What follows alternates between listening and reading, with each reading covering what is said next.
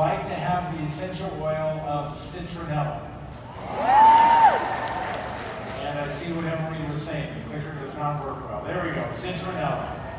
Now, I'm excited about citronella. I get excited about all of the oils and all of the products that we launch, but I have to admit, sometimes when I look at an essential oil, I think to myself, why? Why do we need citronella? Now, you're probably familiar with all the common uses of citronella. You know that citronella comes from the lemongrass family. If you don't, you do know that now.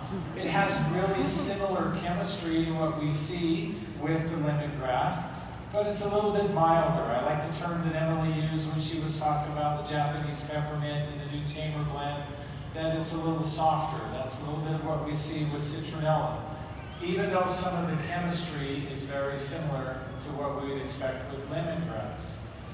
Now, when we talk about the common uses of this, we all are probably familiar with, and Emily talked about lemon eucalyptus. And she talked about how lemon eucalyptus was good at deterring unwanted pests for up to 4 hours. Remember that? Citronella is better. And so Dr. Hill 1, Emily 0. Citronella, this is its widespread, it's well-known usage model associated with that. We're all very familiar with it. Now, I always like to explore the other ways that we can use it, so of course we can use it topically.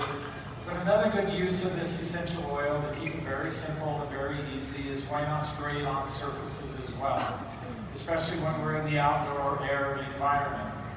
Now, the other thing that this oil offers to us, and even though I'm not going to talk a lot about chemistry today, I really am not, I don't have time because of the amount of products we have to get through, but you do need to understand chemical diversity when it comes to this oil. Believe it or not, one of the things that we deal with pests is resiliency. And because of the complicated nature of the essential oils, we don't have a resiliency issue.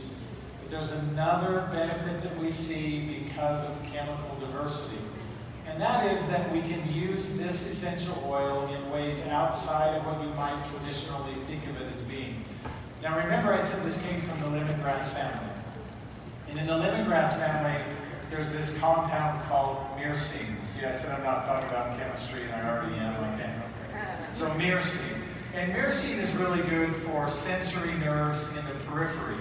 Sensory nerves are a little bit different than the other types of nerves that we see in the body, and it's very profound and very effective. Well, we see similar chemistry and similar outcomes with citronella. And so one of the easiest ways to use this is apply it topically. Now, if you choose to do that, can I make a suggestion that you consider 2 things? One, blending it with another oil, not because of it's caustic or anything like that, but because we can accentuate or we can increase the benefits that we receive. My favorite oils to do that, there's 3 categories. One would be the spice oils. Lemongrass is an obvious choice, but you could choose any of the spice oils. And that would be for more intense circumstances. I love what happens to the aroma when we take an oil like citronella, which kind of has this sweet, spicy lemon aroma, and we combine that with a fir oil or a conifer oil. So black spruce, which you learned about today, that would be a good example of an oil you could blend. It changes the aroma and makes it very dynamic, but we have exponentially greater benefit when we combine it with an oil like that. And then lastly, of course, you can use it with mint oils. Things like peppermint would also be very helpful and very beneficial. Now, it has a lot of natural cleansing things associated with it as well. Let me tell you what I mean by natural cleansing. Now, I have to tell you, I love it when our legal team reviews all of our presentations. I had what I thought was a very skilled and very wonderful presentation. And after legal got done with me, I went back to the drawing board and said, well, we'll just do some other things. And here's a good example. I wanted to talk about the clarifying properties associated with citronella. And so notice on that first one that if you blend with cilantro or you blend with tea tree, you get beautiful, healthy-looking toenails and feet. That's a legal term for talking about fungal infections. So you need to think about how we all deal with situations like this where maybe our feet become cracked, or they're itchy, or they're burning, our toenails become discolored. I like combining it with cilantro and tea tree. They both have very profound supporting benefits that way. Adding into that citronella is just a good thing to do. Use it in your face wash. Remember, it has great cleansing, clarifying properties. Sometimes the cleansing that we need to do is the elimination of different types of organisms that might develop, or we might have skin conditions that develop, and this would be a great oil that we could use in that. Now, I like blending it with wood oils and or flower oils. You can do either or both. Remember, wood oils is a whole category, and I include the resin oils in the conversation about wood oils. Wood oils are great for the underlying tissues of the skin, where the flower oils are really good for the surface of the skin. So here we have a great clarifying property associated with something that is supportive of the skin. It's a great way to consider using this essential oil. A lot of times when we're talking about pests and other things, our hair is no exception. Again, we see great effectiveness associated with using this in a hair rinse. It not only is healthy as a detangler and can even be moisturizing somewhat to the hair, but it's a great way to make sure that our hair is healthy and clean and pest-free. Now read between the lines there and you know what I'm talking about. If you've ever been in grade school, you probably had something like lice, and so you might add to your favorite pet product. Why not protect our pets? In my home, we have a dog. Her name is Jess. We love Jess. We rescued her many, many years ago. She's 15 years old, and she is a beautiful part of our home and family. And so why not consider using this and protect our pets in the same way we protect ourselves? Now, there's other ways that we can think about this too. Diffusion. Diffusing essential oils, I think a lot of times we underestimate the value of diffusing essential oils.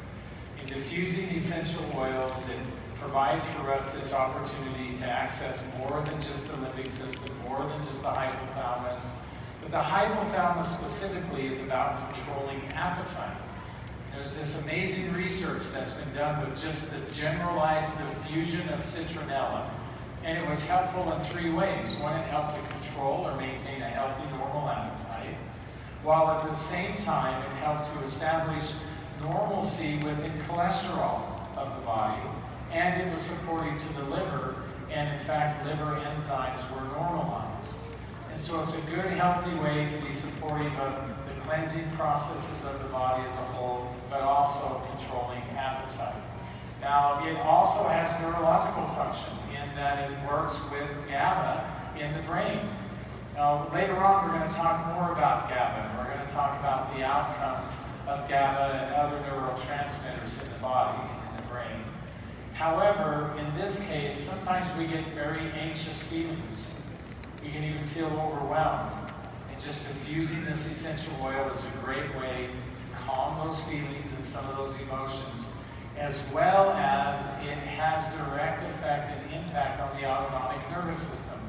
Now, you've heard us talk a lot about sympathetic and parasympathetic outcomes and how we need this good balance and what homeostasis actually is between them. This is an oil just in breathing the aroma, and it has a beautiful fresh scent. Simple to use, will help to balance those outcomes as well. So you excited about citronella? Great. Let's move on to some more exciting things, should we? And it's not that I'm not excited about